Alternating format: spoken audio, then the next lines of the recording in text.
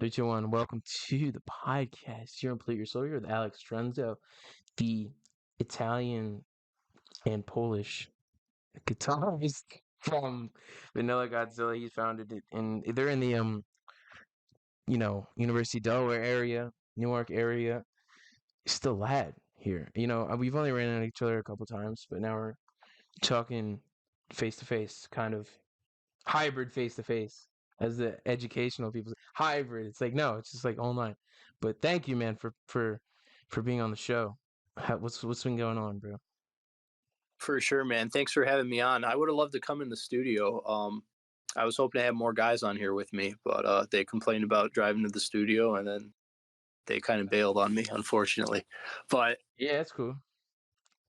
nothing much, man. I've been busy. I've been working. We've been playing a lot of shows. We've been learning a lot of songs, writing a lot of songs. And you mix that with school, it's a recipe for a lot of work. But I've been managing it. Yeah, you gotta have good time management to do this shit. That's something. It's a skill. Dude, It's my, a my, yeah. you do need good time management. I don't think I have it. I think I have a capacity to get by on very little sleep sometimes, and that's what pulls me through. All you can fucking do is try, and it's like the sleep stuff. It's like you're in your fucking wonder years, dude. I mean, you're older than me, but like you're still like we're still like fucking finding our place in the world. Like, aren't we? Yeah, man. I don't know what I want to do for a career coming out of this. Like I'm supposed to graduate in 2024, which I'm on track to. I don't think anything's going to go wrong with that, hopefully. But then afterwards, it's like, I don't really know what I'm going to do, I still got to figure Yeah. that part out. Well, at least you're not gonna, since you're in school, you won't get drafted. Yeah, yeah. Yeah, there you go. Well, See you on the USS Gerald Ford. We will not see you there. We'll see you. That's where all the construction workers that get out of high school and they post the videos on Snapchat. They're like, yo, yo. Well, those are the people getting drafted. So jokes on them. Yeah. someone has to do it, though, right? Someone has to do Someone it. has. We're too smart. I'm in college too, so we're too smart to get the blicky. Anyways, where are you For from now. originally? What's been going on? Where you from? Like I know you're not. I know you're genetically you're Italian and Polish, but I assume you're from Delaware. Yeah. I'm not from Delaware, actually. I'm from Pennsylvania. So I lived in Pennsylvania for around maybe 9-10 years. And then we moved to Delaware, uh, say 2011, I guess. Yeah, that was second grade for me. So we moved out because my dad was working a job with the National Guard up here. So instead of doing a whatever 2-3 hour drive, we figured it'd be easier to just move out here. What high school you go to? I went to MOT Charter High School. No fucking way, yo. That's cool. Yeah, my Yeah. brother went there. Yeah, What's your brother's name? I don't know if I know him, but Johnny Hassapin. do you know what He was the like first grade he? graduating class. He was 2 years older than you, I think. Oh, I wouldn't know him then. Yeah. I didn't know, like, the only people I actually knew was obviously the people below me and then like one grade above me, Yeah. which wouldn't have been him. Well, what type of But person were you in high school? Like, I'd say pretty similar to how I am now, not vastly different. I didn't play guitar in high school, so that's a difference. I picked up guitar during COVID, which, I mean, that was right at the end of high school. That was at the end of my senior year is when I picked up guitar. yeah. I mean, personality wise, I think I'm the same. Yeah, that's good. The COVID thing though, like, did you have a lot of downtime? Was that kind of what did it? Like, what allowed you to kind of like experiment musically? Yeah. Well, so we moved. So I told you we moved from Pennsylvania to Delaware, and then we moved from Delaware to a different spot in Delaware. So that was going into my senior year of high school. Oh. We moved, and while we were moving, we went to our little storage unit and like emptied it out and moved stuff. So in that storage unit was a bunch of just furniture and excess stuff from my grandma's house, Mm.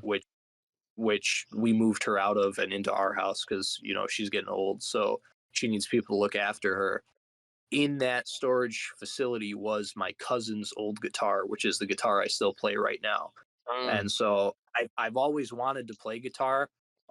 Back when I was younger, I played piano. I took piano lessons for maybe like six years or something. Not very good at it because I wasn't passionate about it. You know what I mean? But I had some sense of musicality to me. But I always wanted to play guitar. I was a big fan of Metallica, big fan of like the Guitar Hero game and stuff. And I'm like, wow, it would be really cool to play guitar. And then we stumble upon my cousin's old guitar in the storage facility and started dabbling with it. Um, and then once COVID hit, I just had basically all day to do what I wanted. So I plugged into like GarageBand and stuff, started running through those amp sims on there. I was like, oh yeah, this is a nice heavy electric guitar sound. Started learning like the Iron Man riff, freaking For Whom the Bell Tolls or something, playing it terribly, but it sounded fun. It was fun. And so I just kept working at it. Yeah, COVID really was a huge help to me. I want to say I would have still picked up guitar if we didn't have the COVID years. Um, but maybe I wouldn't have progressed so quickly just because life getting in the way. You know what I mean? Like COVID kind of gave me a chance to take a step back from school, and like school was still going on, but it wasn't the same. You don't have to dedicate whatever 8 hours a day from 6 to 2 to go to school during COVID. Like it's a lot different, Yeah. It was a lot of just like you could get it. It was a lot of like downtime where you could kind of just do whatever the fuck you wanted, and that was good Yeah, and bad. You know, it did a lot. It did have negative effects for some people, but I think some people did kind of like. I know a lot of people that kind of found their creativity in like a tough time. Like I was reading up on neo realism, the film genre, and it's like during tough times after Mussolini's Italian whatever crumbled, whatever after World War II. That's when like really good films started becoming made. It's because there was like a bad shit happening and people just wanted to be creative and like express like what was kind of. I'm not saying you were like going through a depressive manic episode while it covered up, but I bet like it was a kind of tough time because the world was kind of changing and you kind of like yeah, figured out like something you wanted to do, yeah. which Well, yeah, fuck yeah. it was just a lot of uncertainty, and it was like so the COVID really didn't bother me that much at first. Like it wasn't that big of a deal to me. When we got the lockdown, got sent home out of schools and stuff. The main thing was like just not having a chance to interact with a lot of my friends and stuff that I would have been interacting with otherwise. Mm. And then we had a couple of things that kind of went off like the wire with like prom, senior prom, the graduation and everything. Like all that got messed up. It's unfortunate, like if I'm being honest, I'm still a little bit upset about it. Um, but at the same time, like you're saying, I think COVID gave me a pretty big opportunity that I wouldn't have necessarily had otherwise. Because when you're not interacting with people, you have a lot more time to yourself. You have a lot more time to think to yourself, to reflect. And I think that's how you end up coming up with creative stuff, as you were saying. Because you're asking yourself, like, what the fuck do I want? Like, what do I want in life? Like, what's gonna happen? Like, what am I just gonna like sit here and like do nothing and just like stay in the books? And it's like school is great. I love school. School is important. Let's not get sidetracked, but there's a lot of other things like that ways to express yourself that are important that are like a part of self-care. Yeah, yeah, for sure. I think creativity and it's kind of a I guess revelation that I've stumbled upon in the past. past couple of years, because like if you asked me, like I've always been into music, I've always been a big metal guy, but I never really got creative in terms of songwriting and stuff. You know what I mean? Like it really didn't hit me until COVID. That's when I started like, okay, how can I express myself, so to say, you know? And I guess that comes with learning the instrument. Because like I said, I knew how to play piano, but I wasn't very passionate about it. So it's not like I was sitting around on my keyboard tapping notes all day versus picking up the guitar, regardless of my skill level at the time. It's like, it just sounds cool. I want to do it, hammer stuff out, you know, write down some lyrics. What am I thinking? And there was a lot of stuff, a lot of crazy stuff, a lot of uncertainty going on. And that's just like, it just sparks that, just sparks that. Sparks the light, ignites the fucking creativity that you're doing now, because everything you're doing is like, how many shows of yours? Like, I've gone to 3 of your shows, and they're all fucking awesome. So let's go. Which three you've been? You've been to And the Oddity one. You were at the Secret Tunnel one yesterday. I went to Wonderland. Oh, you were at Wonderland. Okay. Yeah, I was Did I run? What did you say? Did I talk to you there? Did I run into you? I think I ran into you, but I think I also had to talk to more so the whatever the lead singer guy's name is. Yeah, Johnny. Yeah. Okay. Johnny. Yeah, yeah. I was talking. Yeah, We were making fun of. We saw this Bill Cosby vinyl. And we were like, we just started making jokes about it. It's hilarious. It's fun. He's funny. that's hilarious. Yeah, Uh, he's a funny guy. um. Every, everyone in the band's pretty funny. Yeah. They all have their little quirks. Excuse me. Yeah. You guys are all fucking cool to talk to and shit. You're just some regular ass motherfuckers. You know what I'm saying? I want to go back to when you were learning music. When did you fucking like find a song that you kind of finally knew how to do, like, you know, with your eyes closed? Like, when was the first time you were able to hop on the guitar and just do one song like perfectly, like that first song that you perfected, learned while you were learning guitar? Yeah, you know, it's hard to say. I can kind of take you through. So like one of the first riffs I was picking up was Am I Evil, which is a cover that Metallica did of it's a Diamond Head song. So I picked up that main riff. I was working on a little, I suppose, intro solo that I couldn't play at first because it's a hammer-on sequence. And if you know anything about guitar and you're a beginner, like hammer-ons are probably not something you're aware of. It's kind of I mean, I suppose it's intuitive, but like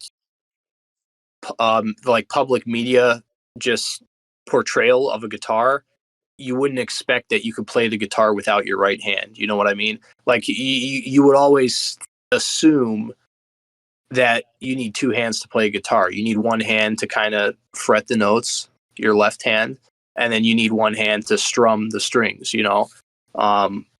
But you actually don't. You can just use your left hand and use the power from that to make the notes sound out. So that little intro solo had a hammer-on sequence, and I was like, holy crap, how could anybody ever play this, you know? So I worked at it. I got it probably about 75%. It sounded passable. It definitely was not perfect. I posted myself on Snapchat, all proud playing it, you know, and Mm, some people were pretty impressed. that's Um, good. yeah, but I didn't get all the way through that song. You know, there was a lot more to it. I just had pretty much the main riff and the intro riff. So I started looking at some other stuff. Enter Sandman, For Whom the Bell Tolls. Seek and Destroy is probably, I would consider it the first song I learned all the way through, minus the guitar solo. So I worked on that song probably for about a week or so, and I picked up all the riffs and everything except for the guitar solo, because it's not a beginner friendly solo. Yeah. But yeah, I was proud of myself when I pulled that off. I still struggled with it a little bit.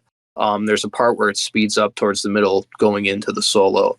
But I would consider that the first one that I pretty much got all the way through. And it's a badass song to play. It's just that intro riff, like dun, dun, dun, dun, dun, dun. It's just freaking nasty, mean, And that's the kind of playing and music I'm acclimated to. I just like the way it sounds. I like the way it feels. You're getting pretty nasty yesterday. Like you went in the crowd, you were walking around the whole fucking place, like just fucking getting up in people's faces, just fucking, you know what I'm saying? Yeah, It was fun. It was fun. I always got to be careful when I'm doing that, because I'm afraid I'm going to hit someone with my guitar. I'm kind of a tall guy, and that guitar kind of hangs around people's faces. So if I'm not careful, I could easily, smack someone in the jaw and end up with a lawsuit. I think if you do it in a mosh pit, that wouldn't be too bad. I think I like if I was like, cause then it's like, oh, you're gonna hit me, then I'm gonna hit you. You know what I'm saying? We all have a good time. You know what I'm Yeah, saying? We all just fuck each other up. yeah, yeah. I But mean, I'm not trying to hit anyone when I'm doing it, because I have to maintain the quality of the performance too. Like I can't go too crazy. not you can't But go GG Allen on it. yeah, I try to do what I can. Yeah. I was terrified yesterday that I was going to break a string because I had that oddity show where I broke on air raid the second song, and I'm like, wow, I really need to watch my pressure when I'm playing. I really need to watch how hard I'm hitting these strings now, because it's not that common to break your low strings. Like it's more common to break the high thin strings, when you're bending them because they're thin. They have less support to them. Yeah. But I've only broken the low strings so far. I guess I just, when I get in the moment, when I'm playing, when I'm hyped up, I just hit them like a barbarian, and freaking You just a put a little. different breed. Yeah, You just a different breed, kid. I'm that guy, dude. Yeah. Well, you're talking about a lot of metal songs, and whatnot. What would you say is your favorite metal subgenre? Yeah, It's got to be thrash. DSBM. Thrash metal? It has to be thrash. That was my Metallica was my gateway into metal. I discovered them through Guitar Hero Metallica, and I just tried to expand my boundaries after that. Once I got through their discography, I started looking around. I looked into Slayer, I looked into Megadeth, Anthrax, the big four of thrash. Then I checked out bands like Testament, Exodus. Then I started looking into some new metal stuff like System of a Down. Went into some hair metal, Motley Crue, Rat, which I like all those genres, but I have to give it to thrash metal because that's where I started. Have you tried DSBM? Not I can't BDSM, DSBM, depressive suicidal black metal. I can't say I have. Hmm. Damn, bro. I'm not. Black. I'm not that. What about black I'm metal? kind. I'm kind of a normie. I haven't gone the furthest I've gone into, I guess, black, but I haven't listened to true black metal really. It's What about death like metal or like shit like that? there's one death metal band that I've listened to a few of their songs. I can't think of their name off the top of my head, but they're not a super well known group, but I like their stuff. But other than that, the weirdest I've gotten into, which is still pretty much normie range, is System of a Down, like Slipknot, Disturbed, I guess, Rage Against the Machine. But that's all it's still normie tier. Yeah. I haven't gone off the end. I haven't gone off the deep end. What about fucking what's his name? Nah, that's hardcore punk. Never mind. Madball. You know who Madball is? What Madball is? I don't know who Madball is. Mayhem. Dude, the longer you talk to me, the more and more you'll realize that there's a lot of stuff I haven't listened to. There's a Well, lot of yeah, stuff I it's have cool. You good? There's a lot of stuff I have listened to, but there's a lot I haven't. Yeah. What would you say, My like, what were you saying? No, I was just saying my singer and bass player always poke fun at me because they'll throw out like one of the most popular songs, like Mr. Brightside or something. I'm like, what is that? I know what it is now, but Yeah.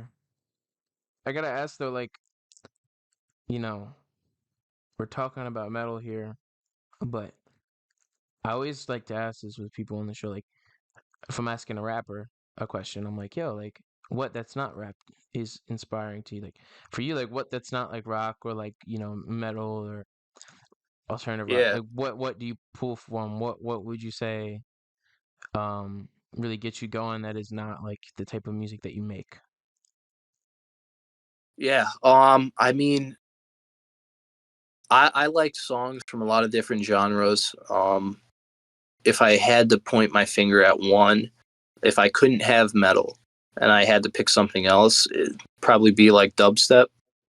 Hey, there Which we go. yeah, like I'm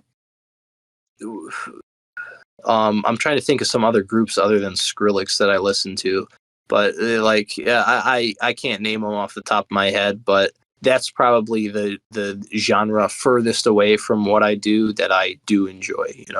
There's some weird stuff on my playlist too. It's just like weird to where I can't put a name on it.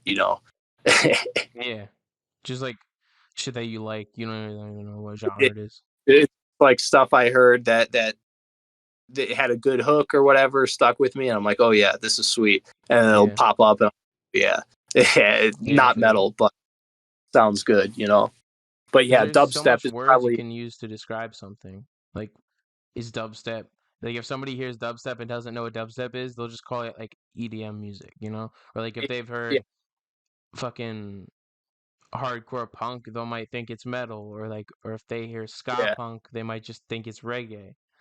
Like, you know what I mean? Like, genres are like, they're awesome, but sometimes it just gets annoying.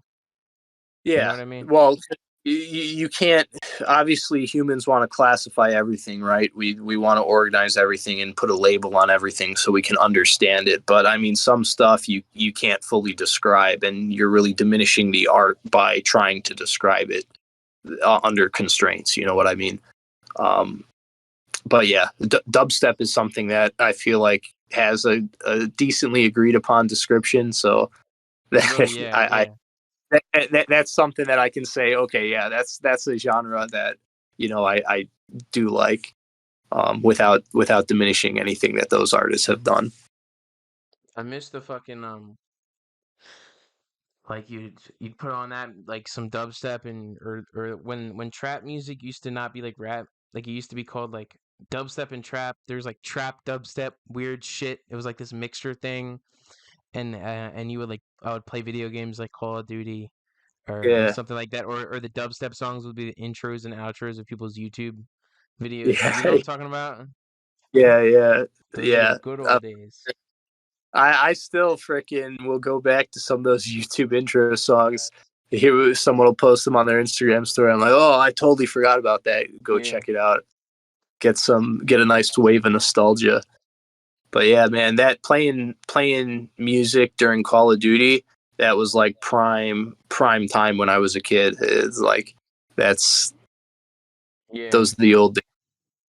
Have the freaking Turtle Beach headphones on. Yeah. Yeah. Turtle Beach, man. Yeah, I miss all those games like on the 360. Like there's a Sonic game that was good. Black Ops 3, Black Ops 2. Black Ops 2 was fire. Modern Warfare 2 was good. I just loved mowing down the innocent people in the story mode of that game. That was a good time.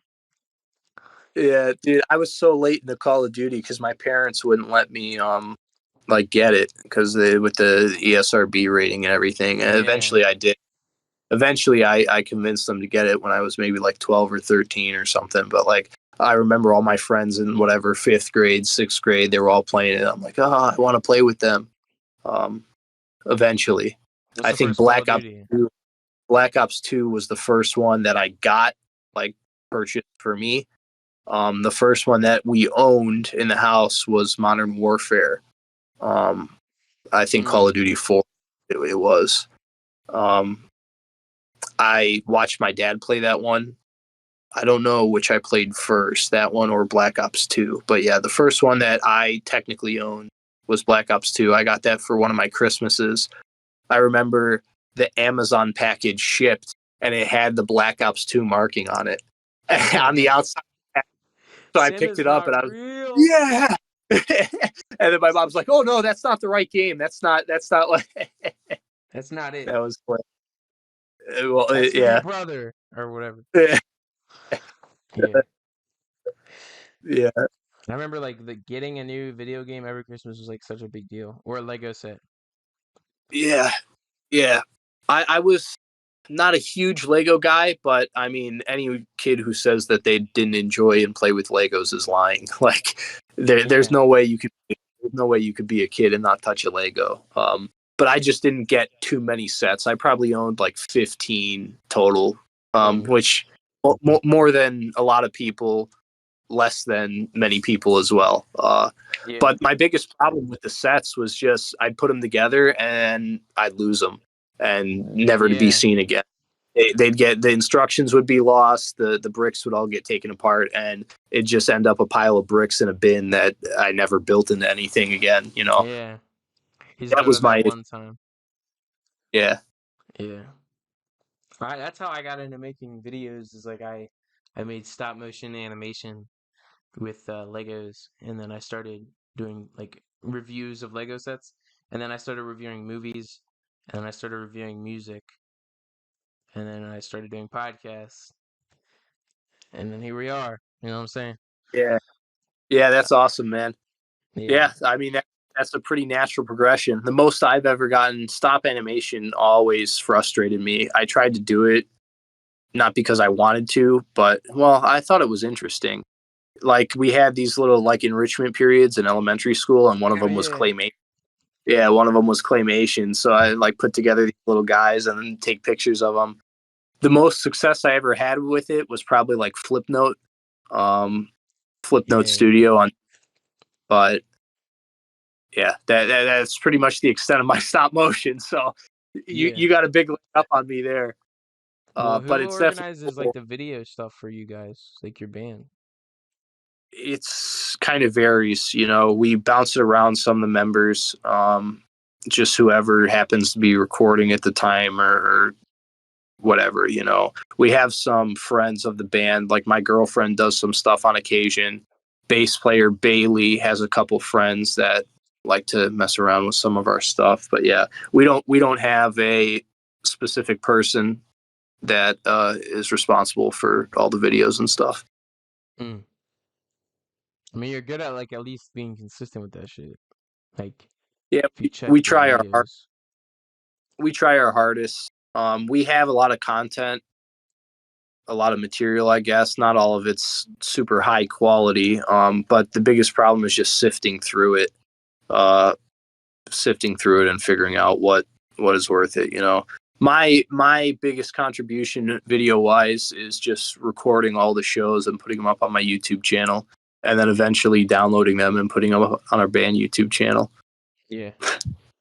That's good though. You gotta be fucking consistent with like online presence and shit. Like, and I hope that soon you'll get some shit to stream on Spotify, which, Yeah.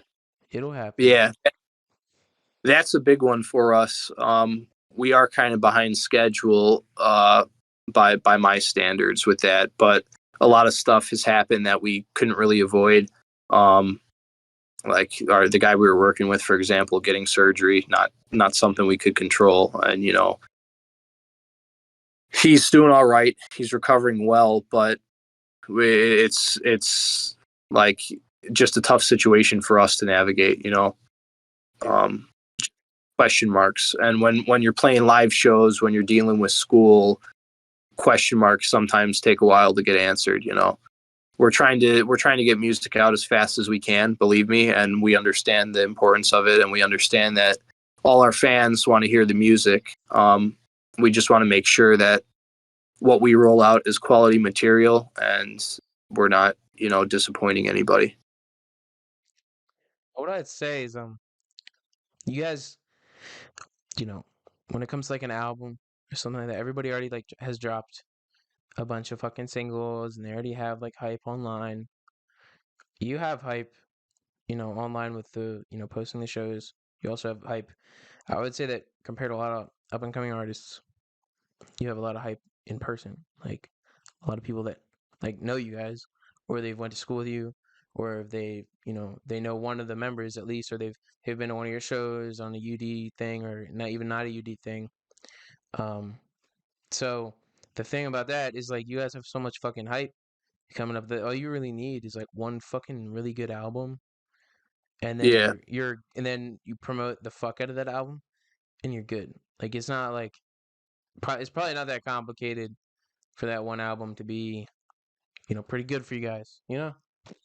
Yeah, I know what you're saying. It's definitely, you have to consider multiple factors with it. Like, we're not stalling the album to make sure it's perfect, you know what I mean? But at the same time, we're not going to rush out a piece of junk. We want something that we're proud of, because that's our legacy. You know what I mean? That's our legacy as artists. If nothing else, we can always go back to some music we recorded and say, hey, this is something I did, and be proud of it. So that's kind of where we're at with it right now. And in terms of the generating hype with people coming to our shows and stuff, we owe a lot of that to our bass player, man. That guy is amazing. He knows everybody in Newark, it seems like. Anywhere we go, anytime we're walking around, he's always like, oh, hey, Elisa, whoever. Hey, John. Hey, Paul. Just knows everybody somehow. Yeah, he's the one that sets up most of the shows, right? Or some of them. Yeah, he's a big part of setting up shows. I think we all have a pretty equal representation in that, but he's definitely a big part of it. Yeah, He's the oldest, right? he might be. I don't know, actually. I know I'm the youngest in the band. The drummer or the bass player. Let me think about this. If he's 22, yeah, I think either he's the oldest or Sean, the drummer's the oldest. Sean's the one that goes to Wilmington, right? Yeah, yeah, Okay. I have a lot of respect for him. He works a 10 to 6 shift, which isn't easy, night shift. And, he's going to school and he's playing in the band, which that's a lot to bite off at one time, but he pulls it off, and he pulls it off well. That guy is a ridiculous drummer, man. So much respect for him. He killed it with Everlong last night. He He went kills dumb it with with Everlong. he kills it with everything, man. Yeah. Like, I'm the guys in my band, Johnny, Bailey, Sean. Those guys are just phenomenal musicians. They're good at everything they do. There's nothing they can't do. Those guys are insane. Yeah. I have nothing but respect for all of them. Well, then, let's bring the age-old question into fruition. How did you guys form as a band? Okay, so COVID happened. We were talking about COVID a little bit earlier. I graduated from my senior year and went into the summer. Senior year of high school, went into the summer. So kind of went through the summer. There's discussions about, oh, are we going to be going back on campus? Are we not going to be going back on campus? Eventually, it gets announced that the first semester of college is not going to resume fall semester. So it's all going to be done online.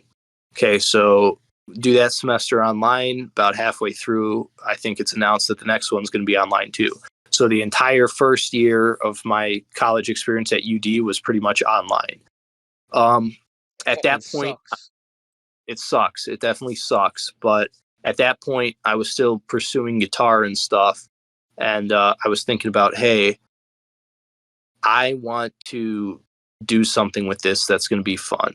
When I get back on campus, well, not get back, when I set foot on campus for the first time, there's not going to be a lot of people I know, because at that point, most of the friends I high school and middle school had either moved away, gone to a different college, or I just hadn't been in touch with them because it'd been a full year of, the lockdown thing. So I was like, okay, what can I do to meet new people? What can I do to improve my skills as a musician? What can I do to kind of, satiate the thirst for creativity that I had at that time? I'm like, you know what? It'd be really, really cool if I could start a band.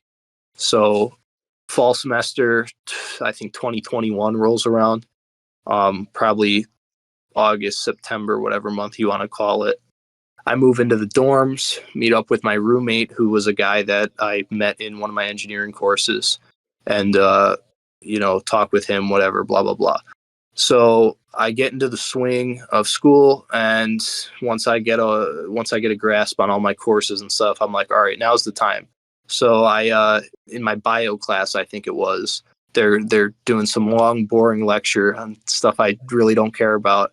I whip out my laptop and I start drafting a flyer that I'm going to put up around campus to try to find bandmates. Because at that point, I have no confidence in myself as a guitarist, meaning that I'm not going to seek out a band to join because I don't think I could get on board. I don't think I'm good enough. You know what I'm saying? Yeah. But in addition to that, I wanted to start my own thing, kind of be a trailblazer, so to say, and do something on my own. So I draft up this flyer. I had like lightning bolts in the background, neon colors. I put Metallica on there, Megadeth, System of a Down. I'm like, musicians wanted. Contact this number if you're interested, whatever. Go around at 3 a.m. that night. I probably posted 35 to 40 flyers around campus, just all over the place. I go to sleep. I wake up at like 9 a.m. and I have a shit ton of messages. And I'm like, oh yeah, this is awesome. So I start sifting messages, bass player, guitar player, singer, drummer. There were a lot of drummers. There were a lot of bass players. There were surprisingly only a few guitarists. Start sifting through these messages, and then I go to class. And the one thing I noticed when I went to class is that all the flyers I spent all night hanging up were gone. Like 85% of the flyers I hung up were gone, because I don't know if I hung them up on whatever restricted property, whatever around camp, and the staff pulled them down. So I'm like, oh no, do I really have to go and post these all again? But luckily I didn't. There were enough at crucial spots where I was still getting messages. And there was enough talent to kind of sift through and get some guys on board. So to shorten the story a little bit, I know I've kind of been rambling on here, but we started off as a 5-piece group. So it was me, it was Johnny, who didn't respond to the band ad. I think he contacted me on Instagram because I knew Johnny in high school. We were friends. So I knew he was a good guitar player. I didn't know what his skills were as a vocalist, but he sent me some tapes and impressed me. So it was me, Johnny, another guy named Alex, who I met. He responded to one of the flyers. We met up for a vocal audition. I think he auditioned with like Seek and Destroy and a Tool song, I believe. He was badass. Brought him on board. Our first bass player, Logan was his name. He didn't respond to the band ad. He was a friend of Sean's. Sean responded to the band ad. I went to his house. He auditioned with, I can't remember. I think it was a Rush song or something. I think it was YYZ. I'm pretty sure he auditioned with YYZ. Totally kicked ass. Sounded phenomenal. I'm like, hey, dude, you're the drummer. You're on board. And then I'm like, I sent out a text to these 3 guys, and I'm like, hey, we need a bassist. And Sean's like, I have just the guy, so all 5 of us meet up at El Diablo. I think that's what it's called. I could be wrong. I'm pretty sure that's what the burrito place is called on Main Street. I haven't been there since. But we pulled up to El Diablo. My dad dropped me off. He was sitting off to the side, and we had our first little band meeting. Like, hey, what's up, guys? Nice to meet you. Nothing about a band name or anything. We just talked about what we were going to do when we were going to rehearse. So we had a rehearsal scheduled. I think it was after Thanksgiving break.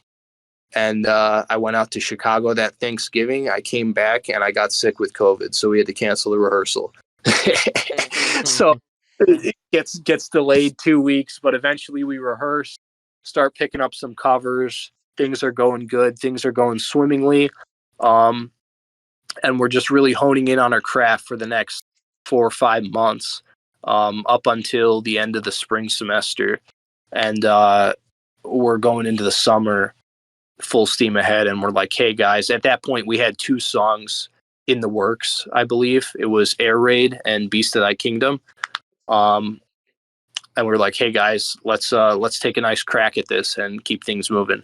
So we're going into the summer, and then you could say tragedy hit. It's not really a tragedy, but life got in the way, and ultimately the singer and bass player, the singer at the time and bass player at the time, had to drop out of the band. So we were going into the summer all excited, and then boom, a huge blow. We lose 2 guys, 40% of the group, and it's just me, Johnny, and Sean, and we're like, what are we going to do now? So I reach back into my phone log. I find all the guys that had messaged me, all the guys and girls that had messaged me before, responding to the band flyer. And I look for a bassist. And it just so happens that while I'm doing that, Bailey shoots me a text and says, hey, are you still interested in a bass player? And I'm like, oh, yeah, we're interested in a player. It was perfect timing. It's like a storybook freaking event. And what's funny is I thought Bailey was a girl up until he showed up to the rehearsal, because I always knew Bailey as a girl's name. No diss to him, but I always knew Bailey as a girl's name. So he shows up to the rehearsal, and it's this big muscular guy. He's got a full freaking bass stack with the preamp and everything. It's like, you want to help me move this? I'm like, okay. So I helped him move his stuff in. He freaking auditions for us, and just totally kills it. And we bring him on board right then. We do a little 3-man meeting while he's outside, and we're like, should we just tell him he's in? we tell him he's in, and yeah. So that was that. That was probably toward the end of the summer, maybe July, August. Started working with him, and we got our stuff together, organized our first show, which was, I think, August of 2022. That was in Bailey's backyard, and then just kept the ball rolling from there. It was the first. Wait, did you say what the first show was? Yeah, where was that at? The first show we played was at Bailey's backyard. I believe it was in August 22. It was just, we wanted to play. We wanted to play, So we rolled out. We had Air Raid and Beast of Thy Kingdom. I think those were our only 2 originals at the time, and the rest of the set was all covers. I think we played Even Flow. We played For Whom the Bell Tolls. We played 505 by Arctic Monkeys. Holy shit, that's a good song. Yeah, we played 505. That was the only time we've ever played that song. I have the show recorded, so I don't remember the whole set off the top of my head, but it was some of the stuff we play now, some of the stuff we don't play. I think we played Seven Nation Army too, like just straight to the point songs, but something that could still get the crowd moving, and that's pretty much what we picked off for that show. And that show really, really was big for us. I think we started our Instagram a couple days before that show. We picked up probably 80 followers from it, all Bailey's friends, but followers are followers. Got some momentum off that, and just really got some experience playing live. That was my first time playing live in front of people since like a piano recital. I was pretty nervous, but once we got into the swing of things, once I started to feel the music, it was like, wow, this is fun, you know?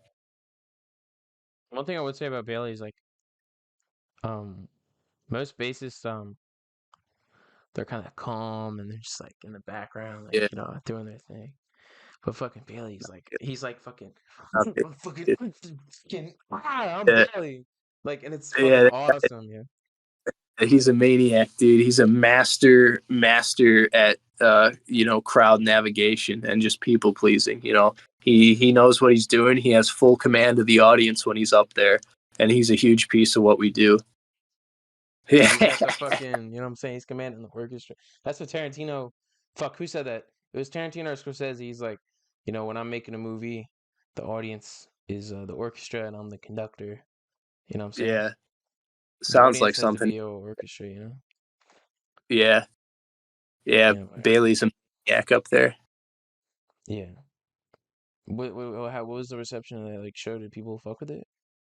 Yeah, man, it was pretty successful. And what we were really happy about was the reception on our two original songs. They weren't totally in the state that they're at now. I think Air Raid was probably pretty close, but Beast of That Kingdom went through a couple changes since then. Um, in fact, it was called As I Come Down originally. During that show, we called it As I Come Down. And yeah, the reception on those two songs was pretty nasty. It was not nasty and bad, but nasty in terms of like people were digging it. Yeah.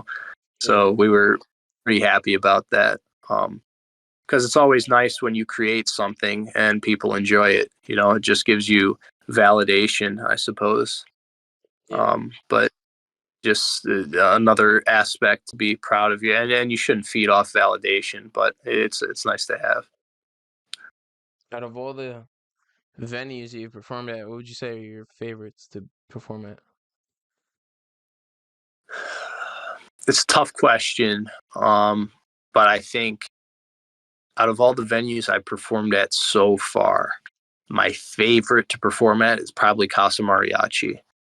Probably Casa Mariachi. And I don't think you've been to one of those shows.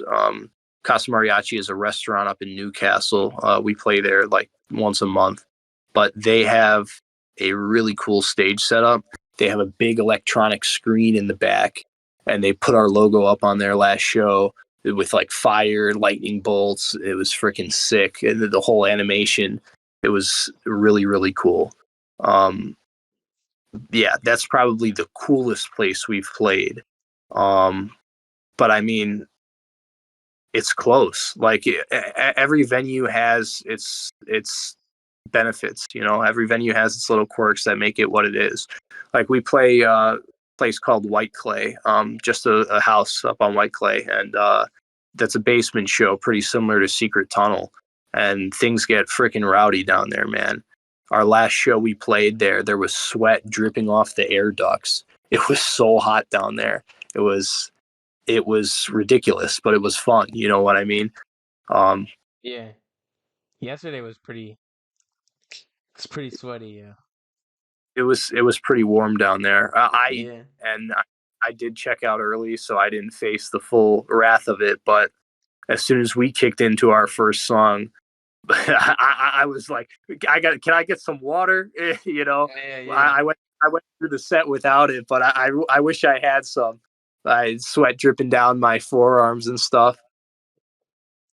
I was getting like there's these kids that like took off both their shirts and shit and they were like fucking everybody up like on them in the mosh pit and I was like That's it was crazy, a good dude. time. I went over. I was screaming. There was this one of my friends who was there, his name is Joey, and I was like, fuck me up, Joey.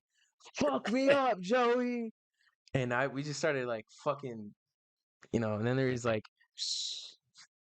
some grinding going on. It was a good time. It was a good Yeah, show. you wild. I was so shocked to see, and my memory might be mistaking me, but I don't think it is. During Everlong, I'm pretty sure there was a mosh going on during Everlong, Yeah, I think there was, yeah. which is kind of ridiculous. But hey, that's awesome. Yeah.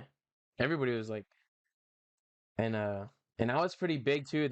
In the beginning I didn't I'm pretty big, so in the beginning, I wasn't getting into the mosh, so like I didn't really get through moshing until the middle. So of like the whole entire event type of shit. So everybody was like Yeah. going behind me and shit because I had this like big ass jacket and shit. So Yeah. everybody was like going behind me and shit. And I was like, okay, I'm just gonna stand here. So Yeah. nobody was like, cause like when I'm here, like nobody's gonna fucking push me back against the wall. You know what I'm saying? It Yeah. was wild. It was fun. That water hit different though. It was pretty Yeah. stink. It was pretty wild. Yeah. And have you played at the temple though? At temple, the temple? No, we haven't played at Temple. Will you? Or is it just not like happened yet? Yeah, I mean, I don't want to speculate. If I had to make a guess, I would say we won't play there. Just I think there's a personal conflict between one of the members of the band and some of the people over at Temple, but I don't know. I haven't heard from them. I have nothing against them. I'm totally down to play there. It's just a matter of them reaching out to us. Yeah. Um, I, I'm kind of speculating on the personal conflict thing because it's like it's an ex-girlfriend issue, yeah. which I don't know for sure if it you know what I mean, nobody knows at the end of the day. So Yeah, it's just yeah. Yeah, I feel you. I feel you. Yeah. So like back on the creative process, like when you're writing songs like together, like is everybody all in the room? Does everybody like have a piece in it, or does like one person bring some lyrics? Like, yo, like, let's build off of this. Like, how does it work when you guys make a song, like create or write a song? yeah, man, the process kind of varies. I think we have done the writing all in the same room. We have done the one guy brings forward an idea, um, and we can't really say which one's been more successful.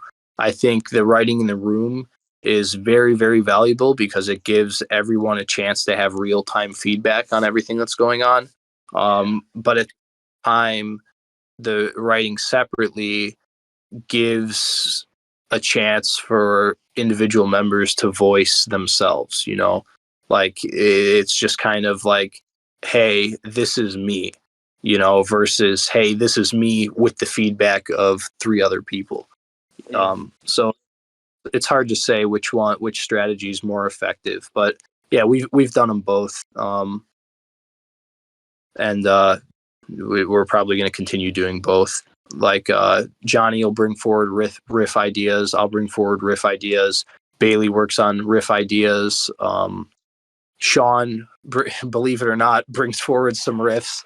I don't know if any of his stuff has made it into anything we've played live yet, but he's Mm. definitely brought some interesting stuff.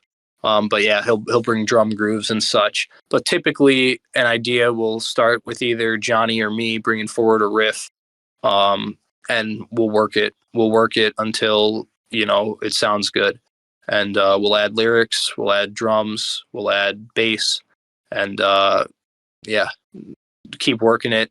Listen to the audience reception, play it live. People aren't into it. It's like, okay, is there something we could add here to make it a little more interesting? But really, what we're trying to do is please ourselves. So we have the audience in mind, but number one goal, like the number one way we kind of filter our music, is based on, hey, do we like this? And that's kind of how we filter our ideas and such. Yeah, there's got to be a good kind of like, mainly it's like, do I like it? Then you got to also kind of Yeah, consider other people too. it's definitely a two-way street, and I the way I go about it is I always do consider the audience, and I always try to figure out what they're thinking. I kind of treat it like I mean, I like a business would conduct a survey, you know what I mean, and be like, Mm. hey, what do you think about this product? Blah blah blah. I'll go to my roommates. I'll say, what do you think about this song? Is there anything you don't like about it? I'll go to my uncle. I'll go to my family members. Not sure if anyone else in the band is doing that, but that's kind of how I handle things, because I think that as an artist, it's kind of my job to communicate with the audience. And I communication, like I said, goes two ways. So if if I kind of need to know how people are feeling in order to entertain them, and just in my point of view. Yeah, it's like you're like leading like a, you know, like an ayahuasca ceremony. You know what I mean? Like you're kind of organizing. You're like the shaman, and the audience is like the villager. It's like you're an Aztec, and you're like watching like you're like yeah, check this shit out. There's like an eclipse. Let's see like let's do the sacrifice. And you gotta like look down the audience like, oh shit, we just cut this guy's fucking heart out. You know what I'm saying? Like you gotta like kind of Yeah, you gotta be one and the that, same. You gotta be like one fleshy organism that's like you know all connected. you, You know. you just got the flow. Yeah, I don't know if we're talking about cutting people's hearts out, but Yeah. I mean, what you're doing now, like, who knows, like, let's say in a past life, like, you know, everything kind of incarnates in a new way in different generations, right? So, like, thousands of years ago, you could have been like a fucking, like, ceremonial shaman. per, Like, perhaps. and then like, on the weekends and then during the weekdays, you're just like, a computer engineer, right? I don't know. All right, shit. So let's go to, how'd you come up with the name too? Let's get that out of the way for the people wondering. Yeah, kind of an interesting story, but our first band name was No Flower. That was back when we had 5 members. We got that from we generated like a huge list of names, and that one was kind of a joke name. I think the guy's name's Martin Cabello. He does that cocaína, no flower. You know that meme? Yeah, next topic. Never mind. The other one too, where he's like where he's like, he always That's says what some our out of pocket shit, or he has like the vitamin yeah B, like a handful of like multivitamins, and he's like, and then he puts a raw egg into his mouth, and he's like, yeah that guy. That's the guy I'm talking about. He's pretty funny. The shock, whatever humor, whatever you want to call it, "Is but your that guy's family pretty funny. missing? Think about it." Yeah, Yeah, that's just that's funny. how we got the band name. And then after we lost the 2 members, got Bailey, we kind of reevaluated. I went to a dinner with my dad.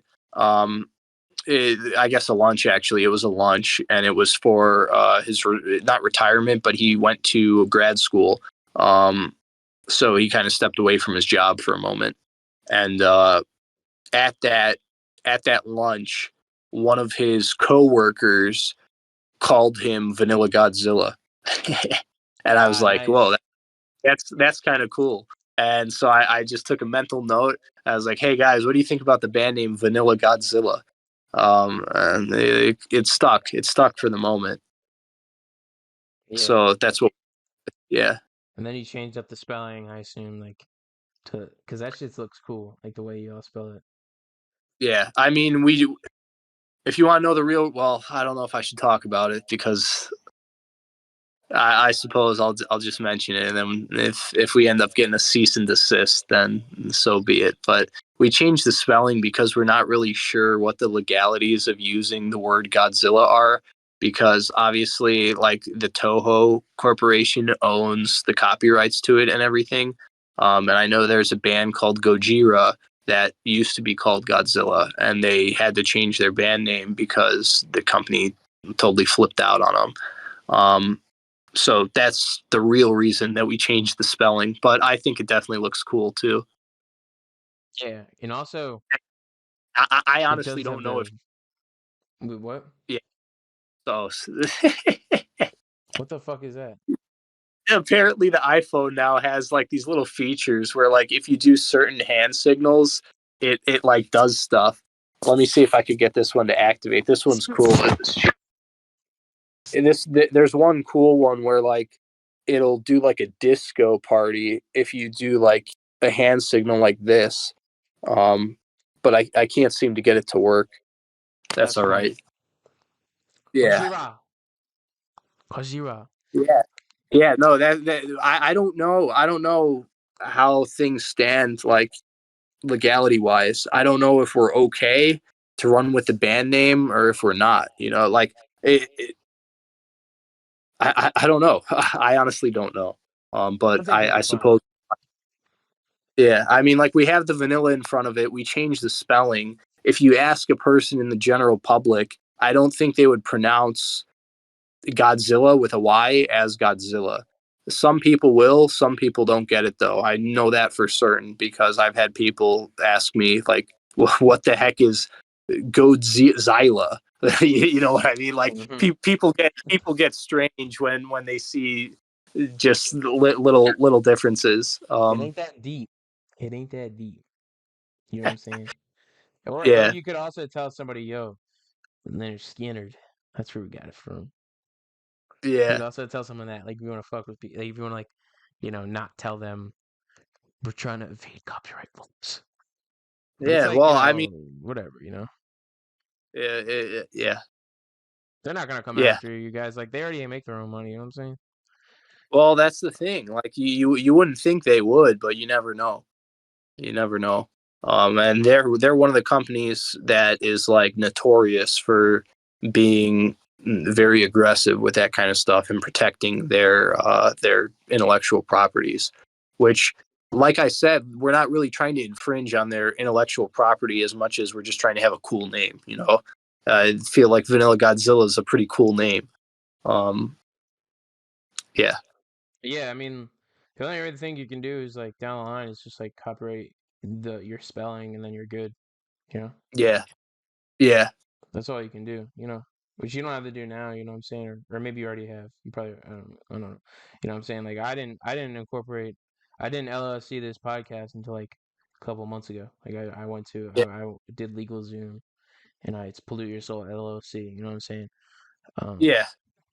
yeah, it is what it We're, is. we're not LLC'd right now. We're talking about it though because like I think I don't know all the ins and outs of it, but I'm pretty sure it gives you like limited liabilities if stuff goes wrong. So we're kind of trying to discuss that and determine if that's right for us. I mean, we'll have to do something, right? Because you can't just say, oh, you can't just not be on the map. Um, but yeah, Well, that's important for like when money starts coming in. Like, um, I mean, the reason I want to do like the reason I LLC is because like I make some money doing music yeah, journalism and other shit. Like, I make music too, so I kind of just mix them together, and I make money with music. I make money with my media journalism. So it's like for taxes, you know, there's that, and also it's like ownership is a good thing where it's like you want. What you would probably do since you have a music group is you would probably start a company and make sure every band member has like a share of that company as a part of the band, some shit like that, like what Wu Tang did, where every person of Wu Tang, Wu Tang Clan, right? yeah. Every member of Wu Tang Clan has a part ownership of a overarching Wu Tang company. So whenever somebody sells a shirt, depending on how big their share of that company is, that's how much they make. A certain percentage on the shirt, on the record sales, and all that shit. Yeah. And that gives them opportunities since they're a part of Wu Tang as a company and as a music group. That also like allows them to like go to fucking be a solo artist. You know what I'm saying? It's like Yeah. what you'd probably do is just make sure like when the money starts coming in real big time, make sure everybody gets a piece. You know what I mean? That's probably all you could do. Yeah, no, I totally understand what you mean. It's a process that I'm not fully familiar with. It's not something I've studied. And like I was kind of bringing up before, when you're playing shows, when you're working on classes, in your senior year where you have like senior design capstones and whatnot, trying to make shirts, trying to record music, it's just a lot to keep track of and a lot to manage. And that's not something that I've done my due diligence in, so it not Yeah. something I could really on at the moment, but it's definitely, I do agree with you. I believe it's something that's going to be important to look at not too That's far where down the summer line. comes in, you know what I'm saying? Like, Yeah. you know what I'm saying? Like, it's like, when it comes to like those end of the, school years and shit, you got exams and all that shit. Like, Yeah. so, or presentations too. Like, that shit's annoying. And like practicing the presentation and like for when you, like making sure that you have the notes ready for the Yeah. present. It's fucking annoying. One good thing for me is I haven't had to do a presentation in a little bit. I think the last time I had to do a presentation, well, I'm going to have to do one this year, unfortunately. But the last time I had to do one was that bio class I was talking about. Um, that was the most interesting one I've done yet because it was like a press conference. It was like a scientific press conference where you like did a lab and then people would like question you on it and stuff. It was kind of weird, but yeah, Like a post game press conf yeah, thing. yeah, pretty much. Well, you did the actual presentation and then you sat down and it was like you're an athlete or something and the media's throwing questions at you. Oh, how are we going to make our money on this product? Blah, blah, blah. Is it FDA approved? Whatever. What are the risks? So on and so forth. Um, yeah.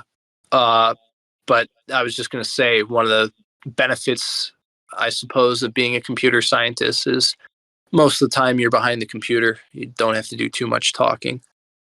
That's good, yeah. And you said it was helpful with like, what you're like the music. You were telling me about that earlier. Like, Yeah.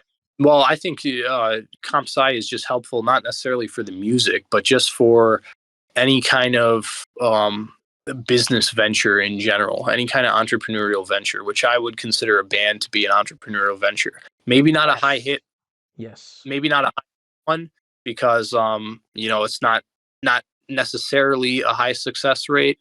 But it's definitely still an entrepreneurial venture. You're putting money in, you're hoping to get money out at the end of the day.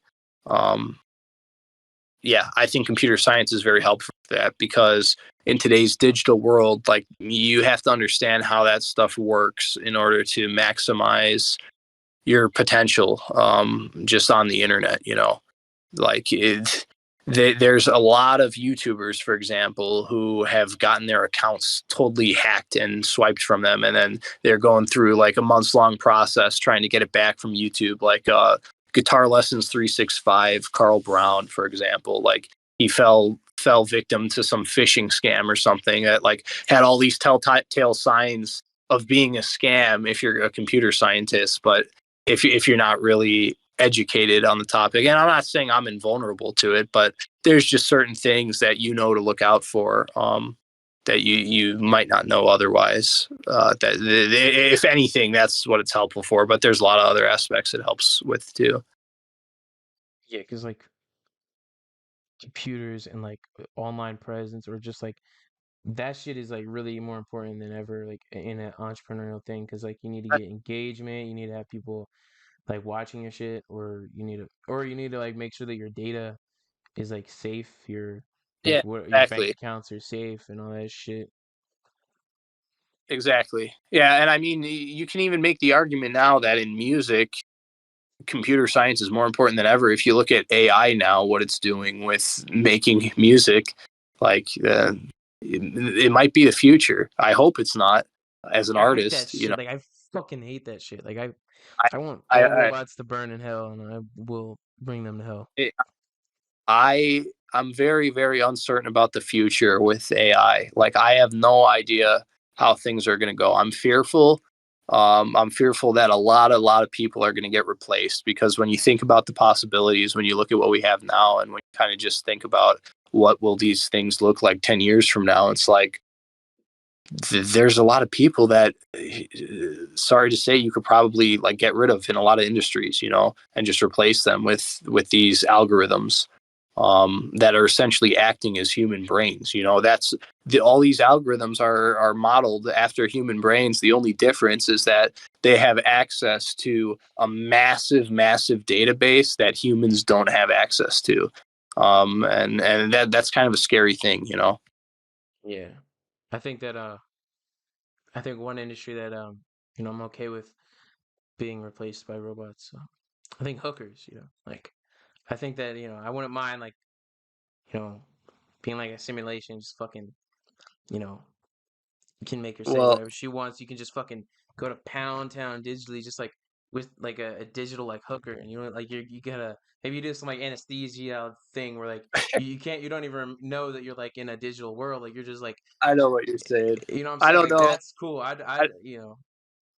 I don't know if I endorse that, but I'm definitely excited about the possibilities in terms of like gaming. and such. Like, VR I don't know if, gaming, yeah.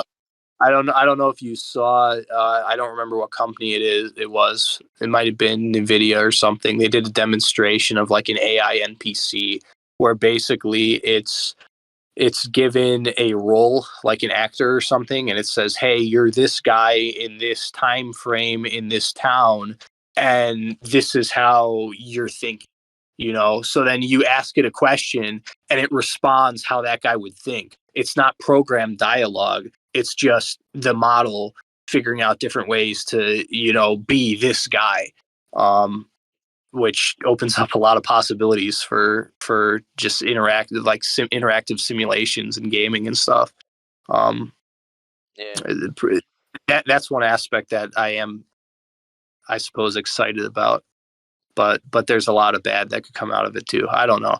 I'm excited for the future just to see what happens. Yeah. Is When it comes to video you, games, though, if we're talking about like the going back in time, speaking to people who, like, what person, if you could like, go into VR and just speak to somebody in the past, like, and it would give you like a realistic like answer, like, who would it be? that's a tough question. I mean, it's a good question. I gotta take a second to think about it so I give you a good answer. Um, I mean, one person I'd like to speak to today is definitely James Hetfield of Metallica. I would love to have a conversation with him today. But in terms of the past, Somebody dead. maybe, what'd you say? Somebody dead.